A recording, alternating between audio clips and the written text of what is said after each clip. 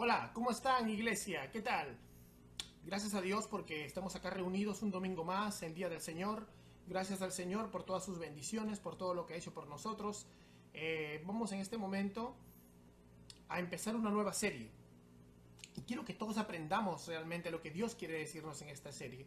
Vamos a empezar, así como antes aprendimos de la carta a los Romanos y de la carta a los Efesios, vamos a la hermosa carta del apóstol Pablo a los Gálatas. Vamos a empezar esta serie de los Gálatas y claro, como siempre, empezamos en oración para que nuestro Señor nos bendiga y nos ilumine para poder entender su palabra tal como a Él le ha placido que la entendamos. Amén.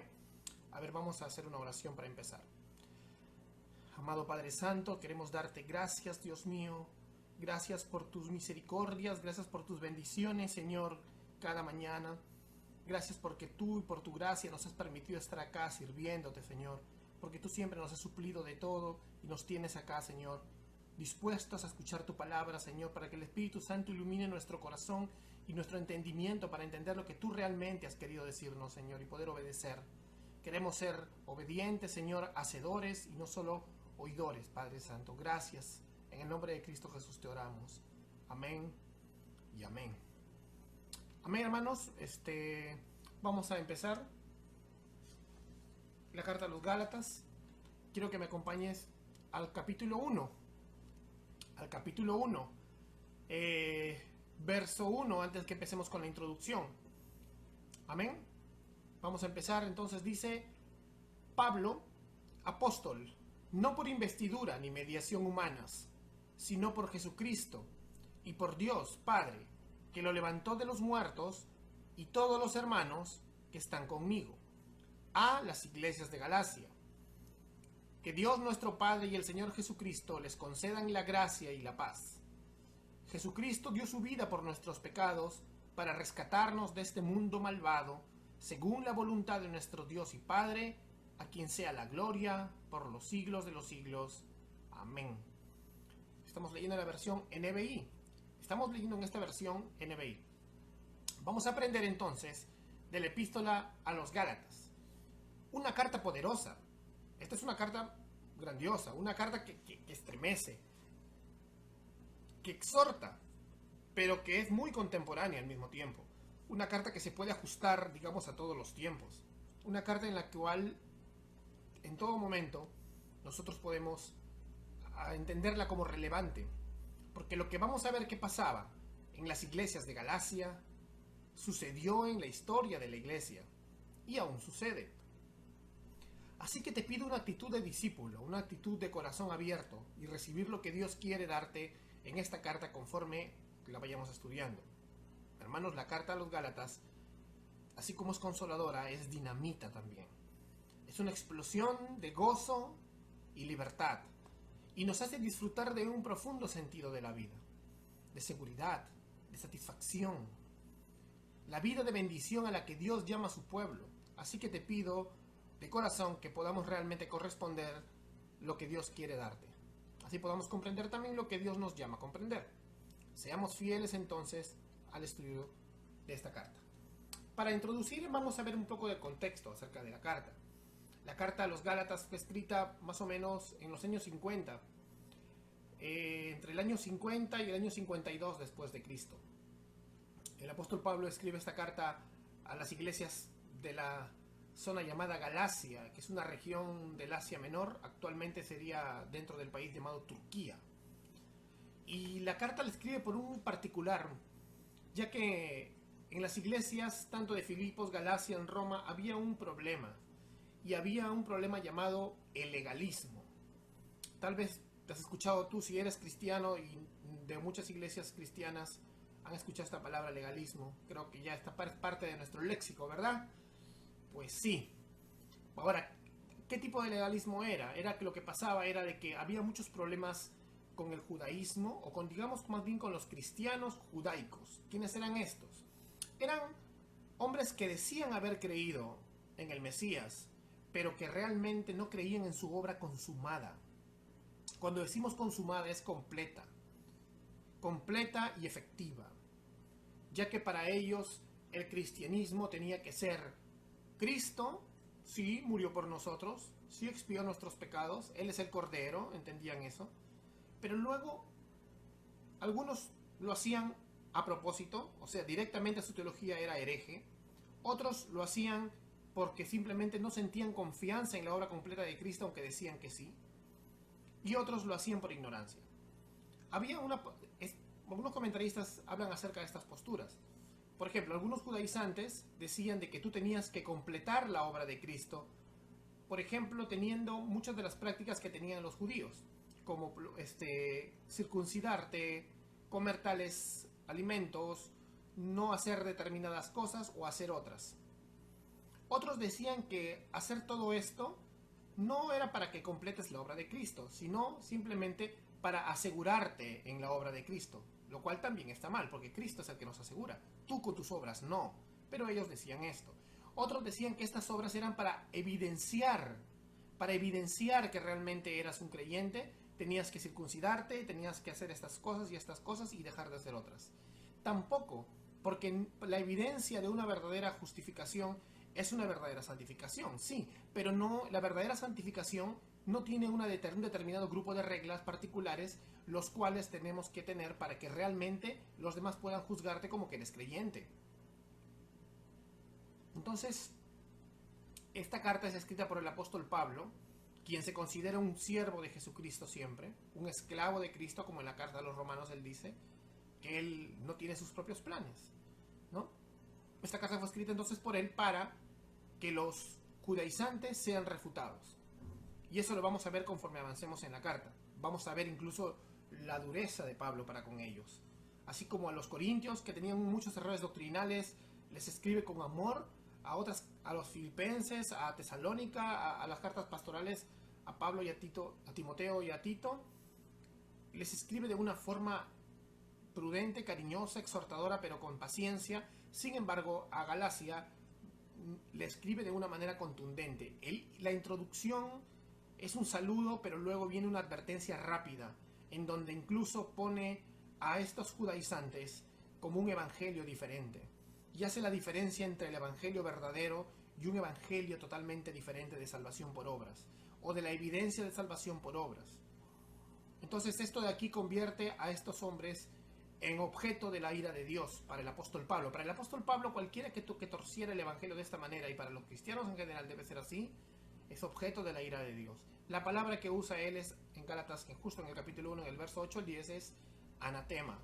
Anatema significa bajo maldición, que quiere decir que no es salvo, que estos maestros no eran verdaderos. Incluso decía, si aún nosotros, o sea, si alguien de este púlpito, o alguien, como el apóstol Pablo decía, si aún nosotros, si un apóstol como él volviera otra vez a escribir, pero ya cosas diferentes, sea anatema. Si un ángel bajara del cielo, quiere decir que tú no puedes creer en ninguna manifestación sobrenatural tan poderosa que por más que se muestre súper poderosa o muy magnífica, pero si te trae un evangelio diferente al que está en las escrituras, es maldito.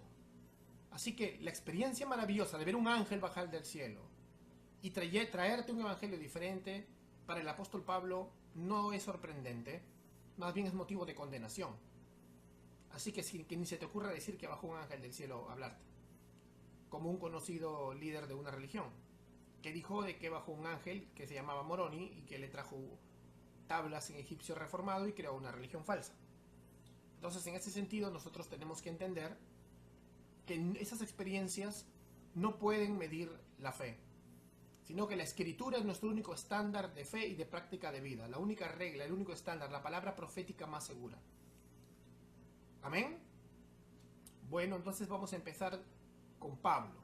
Pablo es un apóstol que durante todos sus viajes al Asia Menor planta muchas iglesias, levanta muchos ancianos, y en esta oportunidad había sido parte de la plantación de la iglesia de Galacia.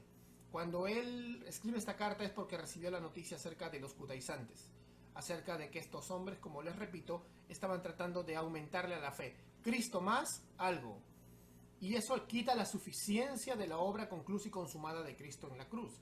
Por tanto, el apóstol Pablo tiene que hacer algo y manda esta carta contundente.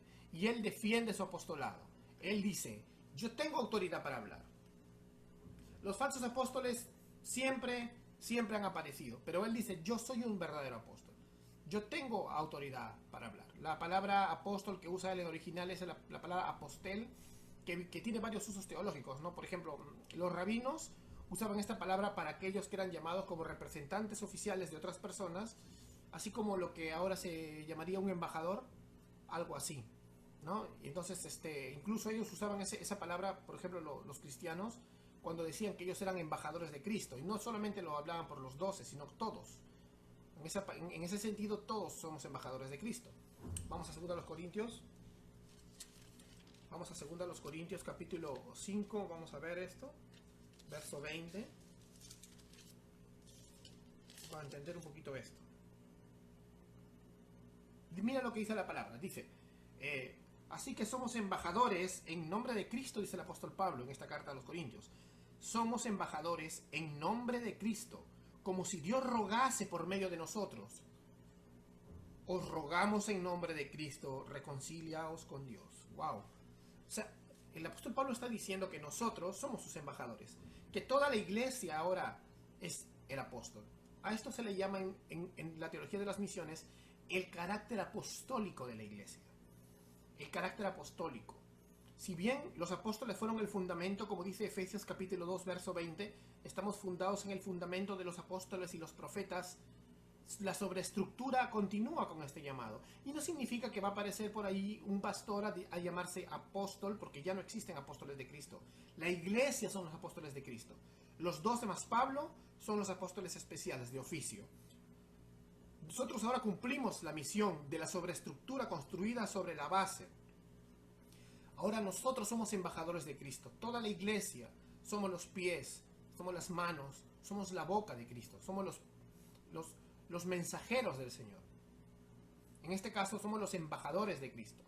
Y Cristo a través de nosotros llama a la reconciliación al mundo, los llama al arrepentimiento y luego los disipula. Por eso Cristo decía, id y hacer discípulos. No dijo, id, prediquen y váyanse y yo los hago los discípulos. No, Él los va a hacer, sí, pero a través de nosotros. Por eso nos manda a ser discípulos. Ese era un uso, o sea, el uso de embajador, un uso de apóstol. Los evangelios entonces usan frecuentemente este término de que Jesús fue enviado por el Padre también. El término que usaba Juan para hablar acerca de Jesús era el mismo. O sea, Jesús es el apóstol del Padre, es el enviado del Padre. Entonces, lo mismo igual, nosotros somos enviados por Cristo en el poder del Espíritu Santo. Todos los discípulos, ¿no? El círculo interno de discípulos era llamado apóstol. Luego también, por ejemplo, a Andrónicos, a Junías, en Romanos 16, se le llama apóstol. Y no era de los 12, significaba que eran misioneros. El carácter apostólico de la iglesia quiere decir el carácter misionero. Apúntalo para que lo tengas bien grabado. El carácter apostólico de la iglesia actualmente es el carácter misionero. Todos estamos llamados a esto, sea de un lado o de otro. Apolos también, 1 Corintios capítulo 4, Apolos es llamado apóstol. Jacobo el hermano del Señor. Silvano y Timoteo en 1 Tesalonicenses también son llamados apóstoles. Entonces hay que entender, ¿no?, que hay un uso en el Nuevo Testamento usado para los discípulos, que eran un grupo especial de apóstoles, pero que no eran de los 12, que eran misioneros. Es el grupo especial que Dios llama a las misiones. No toda la iglesia va a ser en el sentido de misionero, aunque toda la iglesia somos misioneros. Hay ciertos hombres y mujeres de Dios que Dios usa de una manera especial en el campo misionero, los enviados al campo misionero, y de los que te mencioné eran ese grupo, pero el uso es general. Amén. Entonces hay que entenderlo de esta manera. Pablo, cuando usa ahora este título, es diferente. Cuando Pablo usa este título en la mayoría de sus cartas, es para reafirmar su autoridad dada por Dios como representante de Cristo. Porque una de las marcas del apóstol es haber tenido un encuentro personal con Cristo y haber sido comisionado por Él mismo. No sé, cuando aparece alguien ahora en este tiempo y me dice que es un apóstol, le digo, ¿y cuándo estuviste en el camino de Maús? ¿O cuándo estuviste con el Señor? Que tienes más de 2000 años, de repente no sales en la Biblia. Porque los apóstoles de Cristo tenían unas marcas representativas. Y una de esas es haber andado con el Señor y haber sido comisionados por Él mismo. Por eso muchos falsos apóstoles, obreros fraudulentos, dicen haber soñado con Jesús o que se les apareció. ¿Para qué? Para decir que son verdaderos apóstoles. Yo conozco hermanos, he leído testimonios de hermanos que realmente han tenido encuentros con Jesús, porque estaban en lugares donde no había Biblias, en cárceles, en oscuridad, a punto de morir, y el Señor los salvó para que vayan a predicar a otros sitios. Y hasta algunos tienen un testimonio visible de la presencia de Cristo, de Jesús. A través de su Espíritu Santo les habló y se les apareció incluso. Pero ninguno de estos hermanos con estas experiencias se hace llamar apóstol de Jesucristo. Sin embargo, otros falsos inventan historias para subirse al coche de los apóstoles y hacerse pasar por apóstoles. No nos dejemos engañar, hermanos. No nos dejemos engañar. Entonces, cuando Pablo usa este título para sí mismo, la mayoría de sus cartas lo usa de una manera que reafirma su autoridad, la autoridad dada por Dios como representante de Cristo. Pablo dice, yo mando en la iglesia, yo soy uno de los pilares de la iglesia, no porque yo lo haya ganado, como dice en la carta a los romanos, un apóstol por llamamiento, que es la palabra kletos, separado para con Dios. Kletos es como una cerca, un campo de fuerza si eres más joven, separado totalmente para con Dios y solamente para Él. Y es el llamado que tiene todo cristiano también, ¿no? Pero en este caso especial, Pablo fue separado para Dios para ser el apóstol a los gentiles, para ser el misionero a los gentiles, para ser su embajador para los que no eran judíos. Como vemos en Romanos capítulo 1, como vemos en Corintios, en 2 Corintios, en esta carta de los Gálatas, en Efesios, Colosenses, Timoteo 1, 2 y Tito. Él se presenta como Pablo. Ahora, ¿de dónde Pablo consiguió este galardón? Esta bienaventuranza, esta dicha de ser uno de los discípulos escogidos para ser un apóstol directo de Jesucristo. No solamente era un misionero porque lo tenía por llamado, sino que también era uno de los apóstoles especiales de Cristo. Eran los 12, Matías y Pablo. ¿Cómo Pablo llega a hacer esto? Él mismo nos lo cuenta, aquí mismo dice, no por investidura, ni mediación humanas. No por investidura, ni mediación humanas, sino por Jesucristo y por Dios Padre, que lo levantó de entre los muertos. Esto es cierto. A Pablo no lo ordena Ananías cuando lo sana de los ojos. Cristo Jesús mismo, en un encuentro con él, es quien ordena a Pablo. Pablo es ordenado como apóstol y misionero por el mismo Jesucristo. El mismo Jesucristo que resucitó de entre los muertos. ¿Entiendes? Es un encuentro personal y vivo con él. Él es un verdadero apóstol. Él es un verdadero apóstol, no solo por la práctica misionera, sino porque él es un apóstol como los 12. Él es un apóstol de Cristo. Entonces, esto subraya uno de los mayores énfasis del apóstol Pablo, que su apostolado tiene un origen divino. El apostolado de Pablo no tiene un origen humano, tiene un origen divino. Ahora, volviendo, los falsos maestros, ¿no?, habrían alegado en esos tiempos que los verdaderos apóstoles eran simplemente los 12 y que Pablo no tenía nada que ver con él. Pero Pablo defendía su apostolado, también lo hace en 2 Corintios, cuando algunos quieren menospreciar el ministerio que tiene él, presenta sus credenciales, como se dice, y presenta, digamos, su reputación. Incluso en el libro de los Hechos se narra la historia de cómo él llega a ser escogido por Dios, y a través de Jesucristo él viene a la fe, y solamente ya Dios envía a Ananías para que cure su mal de la vista, y simplemente él ya vaya a ser entrenado. Ahora, hay que entender entonces que la revelación que tuvo Pablo y el contenido que tiene Pablo de todas las enseñanzas que tiene fueron hechas por Cristo mismo. Por eso él dice que no es humano. Entonces, es muy interesante entender esto, porque cuando este término es usado por muchas personas, te repito, como apóstol, simplemente lo suelen usar mal, porque algunos creen que el apóstol es más que los pastores. Lo hacen como si fuera una especie de jerarquía. Te voy a decir algo. Los apóstoles eran las piedras y fundamento de la iglesia, junto con los profetas, el Antiguo Testamento y el Nuevo Testamento, la Escritura.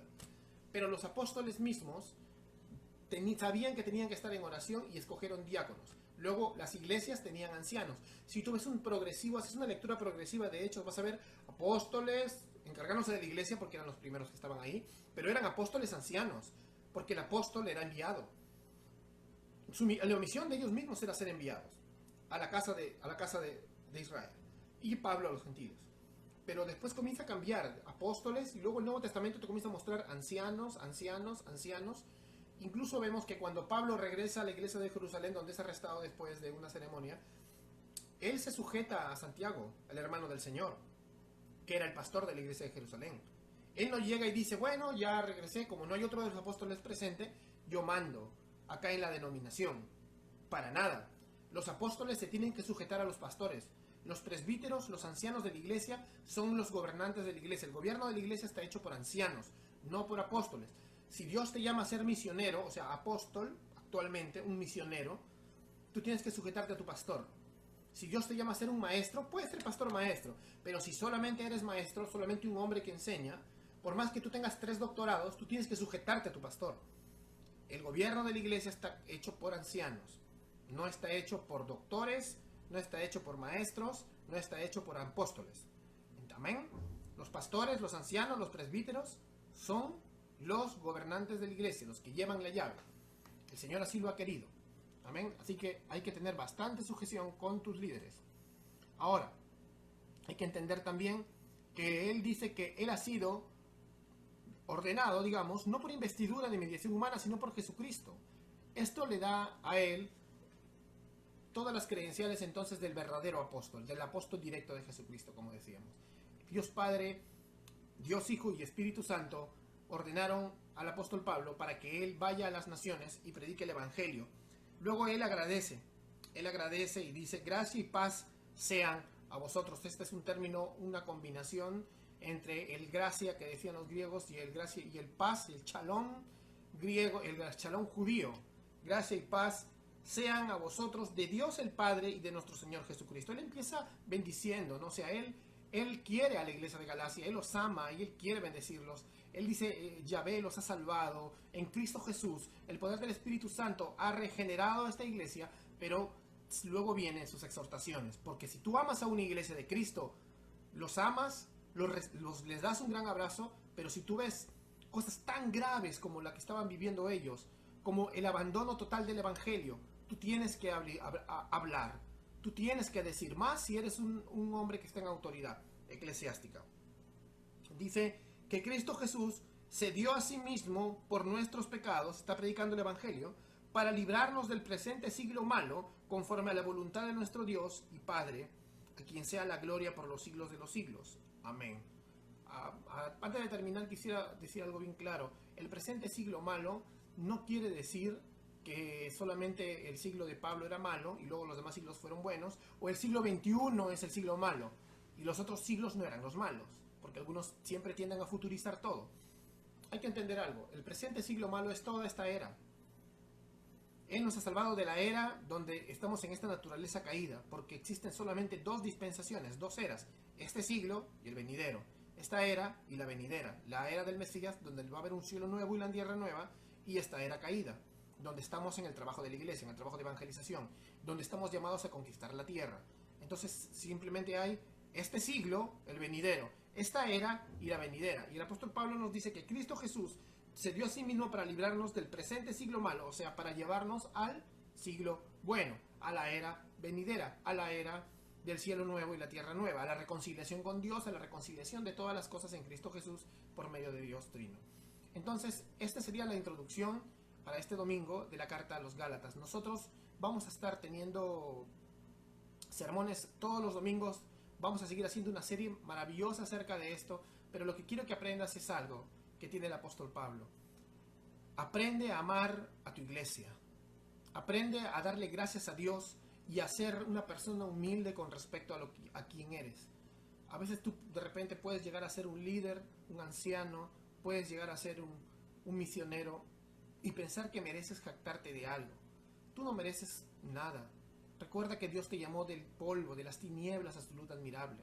Si eres cristiano en este momento y eres líder, aprende de Cristo. Y aprende como el apóstol Pablo aprende de Cristo. Pablo es un hombre que decía que él tenía de qué jactarse en la carne, pero él nunca lo iba a hacer, porque él sabe que todo lo recibió por gracia. Que si él era algo, era por llamamiento divino, no porque él se lo haya ganado. En Romanos vemos también eso, dice apóstol de Jesucristo y llamado para ser apóstol. y en el griego eso significa apóstol por llamamiento. Quiere decir que él no tenía pensado postular al cargo para ver si aplicaba, sino que simplemente el Señor lo llamó, porque lo amó sin condiciones, y siendo enemigo de la iglesia, siendo el perseguidor más grande de esa época de la iglesia, siendo un asesino y encarcelador de cristianos, siendo el terror de los cristianos, lo convirtió en el misionero más grande de la historia. Y es maravilloso lo que puede hacer Dios con la gente, lo que Dios puede hacer con cualquier persona.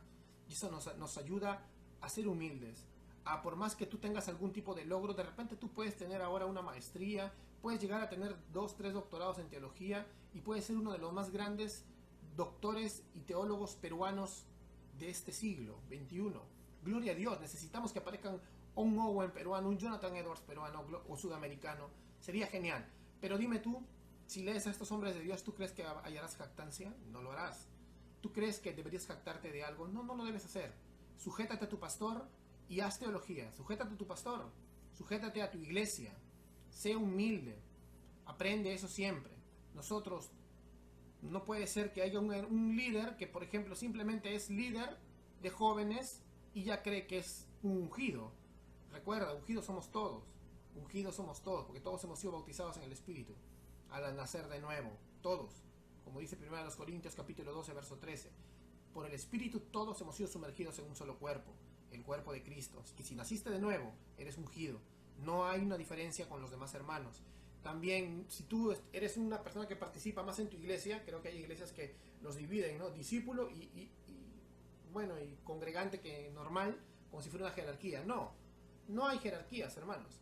Todos somos iguales. ¿Por qué? Porque espiritualmente no hay nadie mejor que nadie. De repente tú, por gracia, estás sosteniéndote y no cayendo en algunos pecados y tu hermano ha tropezado. Pero ¿cuál es la identidad? ¿Y cuál es la identidad tanto de tu hermano como la tuya?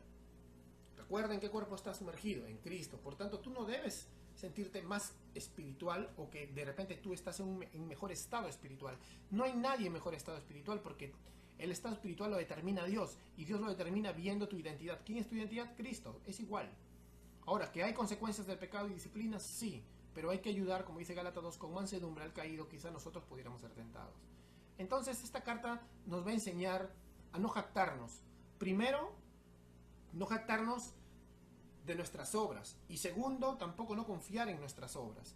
Y tercero, a no pensar que nosotros podemos ganarnos la salvación de alguna forma, o sostenerla, o evidenciarla con obras particulares y con reglas creadas. Y esto es una cosa que aún lucha la iglesia de Cristo. Un gran sector de la iglesia de Cristo está luchando con esto de acá. Está luchando terriblemente porque siempre hay hermanos que en el fondo de su corazón creen que una persona no es creyente porque usa determinada ropa que a ellos no les parece, que no es estar en santidad, hacer determinada cosa que no es pecado en las Escrituras, y eso crea un estándar, aunque no lo creas. Crea un estándar, por lo tanto crea una neoley. Y por lo tanto nos estamos alejando del Evangelio. Y por el amor del Señor, nosotros no queremos que nadie caiga dentro de la categoría de estar predicando un Evangelio anatema. Que es lo que vamos a ver en estos sermones que vienen. Entonces, hermanos, aprendamos esta lección del apóstol Pablo, a ser humildes, a entender que nuestro llamado sea para ser un apóstol como él, que ya no hay, para ser un misionero, para ser un pastor, para ser un maestro, para ser uno de los líderes de nuestra iglesia, o simplemente para predicar el Evangelio desde donde Dios nos ponga. No es por investidura ni mediación humana, es por Jesucristo y por Dios Padre que lo levantó de entre los muertos. Es el Dios Trino que nos escoge antes de la fundación del mundo. El Padre nos ama antes de la fundación del mundo, nos escoge en Cristo. Tú no querías venir a Él cambia tu corazón de piedra, te pone un corazón de carne. Tú lo amas porque Él te amó primero y por el poder del Espíritu Santo te hizo nacer de nuevo. Acuérdate de eso, tú no querías hacer nada. Acuérdate de eso y ten misericordia. Ten misericordia de los demás.